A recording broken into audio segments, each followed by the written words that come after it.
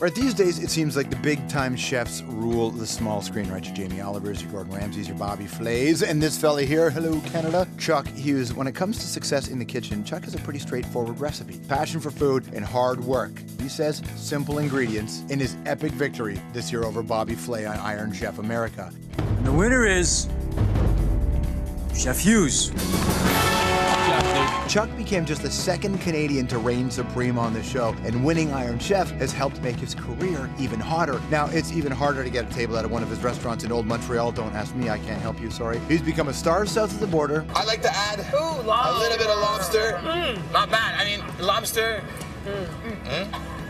He's cooked up some new TV shows like Chuck's Week Off and his upcoming holiday special, Chuckmas. Turkey time! How about this?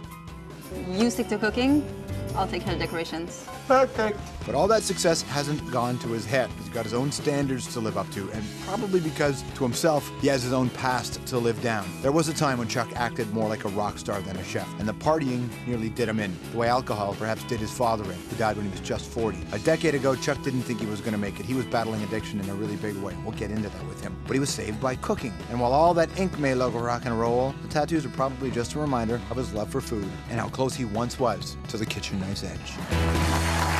Please welcome to the show, Chuck Hughes. Bonsoir. Cheers. How are you, man? Good, you? Well, welcome to the show. Thank you. Thanks for Welcome having to the me. show. Man, you've got a hell of a thing going, don't you? Yeah, it's non-stop. How does it feel? Overwhelming sometimes, but good. There's no kind of book or, there's no way to explain or how to deal with all this stuff. So I'm just, learning. Always a learning progress. Well, you've had some low lows in your life, so this must feel like you've got a Big time low lows. a second act here. Second act, big time low lows, but that gave way to the highs of what are happening now. I don't think I could have had one without the other. So, it's a bit of what the world of cooking is, you know what I mean? It's high energy, super stressful, and I got caught up in the game there for a couple of years, and When you say caught up in the game, you mean you got pretty banged up, right? Yeah, man. It's. You battled addiction. Oh yeah, big time. I still battle addiction every day. It's one of those things that I'm gonna do for the rest of my life. Yeah. It's kind of rampant, and it's mostly more available. Yeah. You're in a restaurant. There's always alcohol. The stress of service. You're like in a family. You know what I mean? Like the kitchen crew is a gang. It's a bunch of pirates. You know what I mean? So. You go to war every night, you know what I mean? And at the end of the night, there's no better way than to relax and to just, have a beer that leads to two, that goes out. And there's something to say about that whole generation, Anthony Bourdain's book, Kitchen Confidential, which is like probably one of the best books in the world. It's a Bible for a lot of people, isn't it? It is. But it definitely molded a generation of cooks that said, like, man, we need to be hardcore, we need to go out all night. And when I figured out that maybe that wasn't the path for me and decided to kind of chill out on that sense, I think my food got better. I became a better person for sure.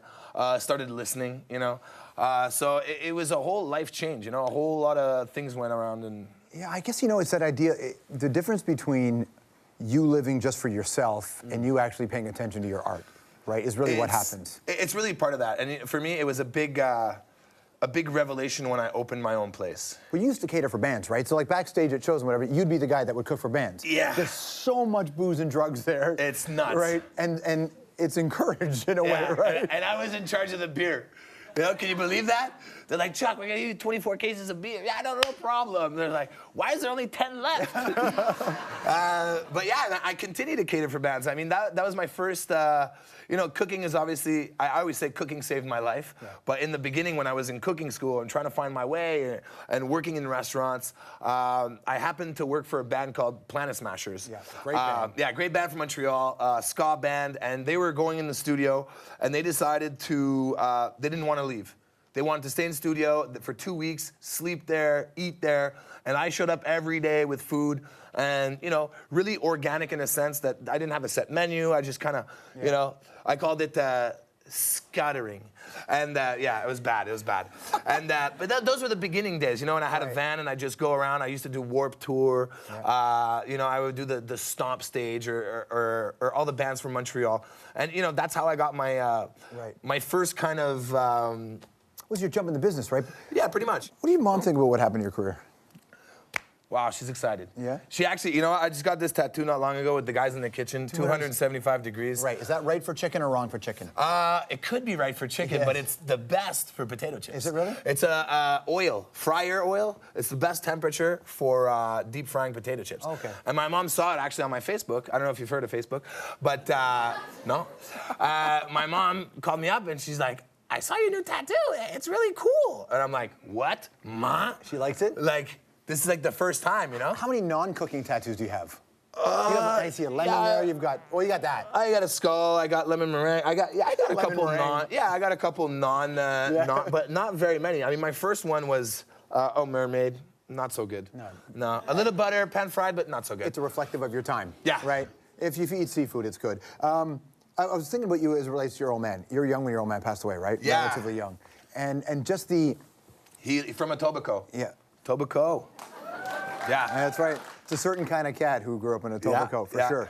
And I read a great quote from you. It was you said when you die at that age, your father was young. It was like 40. Yeah, my dad was 40 when he died. I think what I heard you say was if your heart goes, you either die from a bad heart or life problems. Yeah. And your dad's heart was fine. Yeah, I think so. I mean, you know, I was so young, and everybody always tried to shield me away from it. Like, how was my dad? Oh, your dad was amazing. Yeah. Your dad was such a great guy, you know? Too bad you didn't get to know him so much. And I grew up thinking, like, man, this guy's Superman. Yeah. You know? And what I remember of him, he was just an awesome guy and just liked to have fun. Right. You know? And I think that's what it is. It was a lot about having fun and less about taking his responsibilities. And I was going down that same path. You know what I mean? I was definitely going in the same way, and people used to tell me on a whole bunch of different levels, oh my God, you remind me of your dad. And then it kind of set in and it went like, ooh, wow, okay. It's a great thing when you're on the ice, but it's a bad thing. You know, my dad was like a great hockey player, just always there for the boys. Yeah. You know what I mean? So it was one of those things I realized, man, you know, I need to change my life. And having done that, I've enjoyed it way more. And now I realize, you know, I'm at a stage now where I don't have kids, but I'd love to have kids, and I'd love to start that new life, if you will. Yeah. And I realized, you know, my dad never gave himself a chance, you know? And a lot of people say, oh, in those days it was different. I was like, nah, it's not different.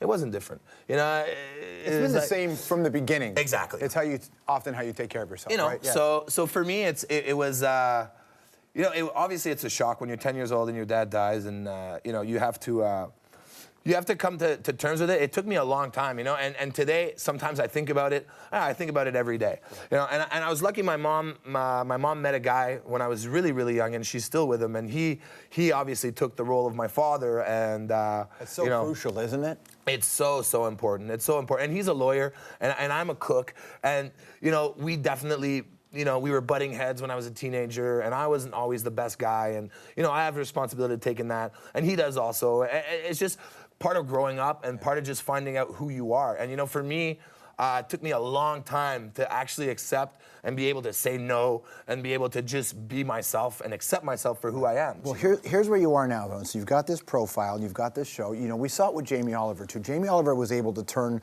this really neat show about a guy who's giving you a different way to look at cooking into something else. Jamie's is taking this so... Still the master, by the way. He's amazing. Jamie Oliver, still the best, yeah. best chef on TV, bar none, by far. For sure. Will ever be. But he's about something, too, now. He's about trying to make it... If you looked at your position and go, there's more to this, there's more than just a great meal? Well, I'm there now. You know, I work with Hellman's, and we're part of the real food movement. And basically, in a nutshell, what it is, the bottom line, to get kids to eat real food, and that's it, that's all. Yeah. I go into schools, I go into markets, and a bit like Jamie Oliver, in that same vein, trying to get Canadians to just pick up a tomato and eat it. You know what I mean? It's not complicated. Sometimes the microwave is longer than an actual salad. You know what I mean? And we've become, and the world is, you know, 20 years ago, if it was from super far away, hard to get, really expensive, and you like spent, you know, money and gas to get it here, it was awesome. Yeah. It was like, you know, that made you special. Like a Komodo dragon. Exactly. Right? Oh, yeah. Exactly. And nowadays, it's like, if it was grown in your backyard, you know, we're going back to that. We're going back to the roots. And we're going back to that slowly, you know? What is it like to be the Iron Chef and to beat the Iron Chef? To beat a Bobby Flay? And apparently he doesn't like to lose. So, well, nobody likes to lose. Yeah, but some guys are better at showing how they lose than others. Maybe. You know, some guys shake the hands of the guys on the ice and some do not. You know, my big theory on that whole thing is I never, ever dreamt one day in my life I would ever have a TV show. I never thought ever I would be on Iron Chef. Yeah. you know, I never, ever dreamt any of this. This is more than I ever thought I would ever achieve in my life. And to be invited and to go there, win or lose, for me was a life-changing experience. Yeah, that's the win, right? When I won, I went like this, like, yes! And then 2 seconds later, I went, no. What did I do? I came all the way here, met the master of Food Network, and now what have I done? So I went like into a mini 4-day depression of like, no. What, because there was too much pressure or what? Like the pressure and now the title, it's like I can't go anywhere now without saying like, you know, Iron Chef winner, Chuck Hughes. It was an hour of my life. I've been cooking for 17 years. Yeah. It's defined me, you know? It's defined my whole Well, it wasn't an hour. life, It was you your know? 17 years that built to the 1 hour, right? I know, I but- love the fact that even though you got hammered for it, you still try to win with poutine. You had poutine. I know, they hated it. I was like, what? But It was the cheese curds. The cheese curds were from New York. Hello? There's two things that don't fly in New York, bagels and cheese curds. I want to find out about Canadian cuisine, and we're going to do more. Chuck's going to show you how you can impress your friends over the holidays with oysters. More with Chuck right after this.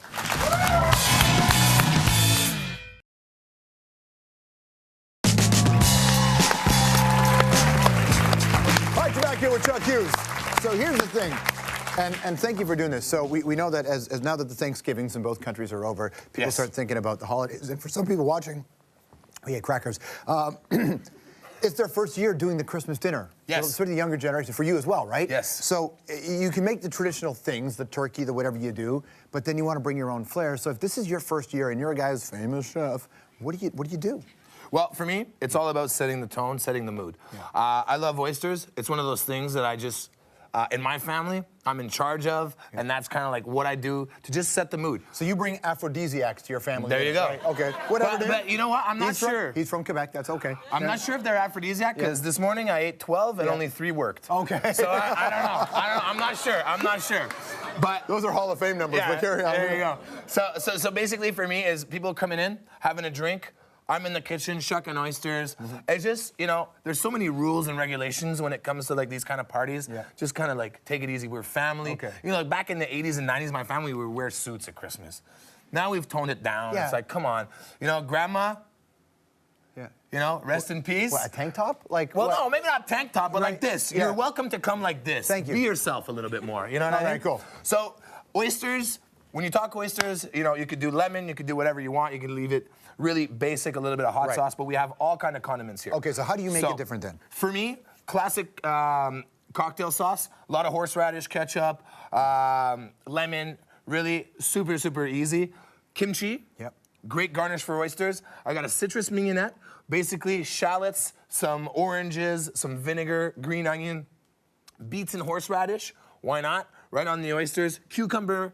Do you make this stuff yourself, or do Yeah. you find that looks like a lot of work? Yeah, it's a lot of work, but it's so worth it. So you remember Walk with Yan? That was my favorite show, man. Earlier this year, I met the Galloping Gourmet. Oh, you met him? I That's met him. amazing. And you know what he told me?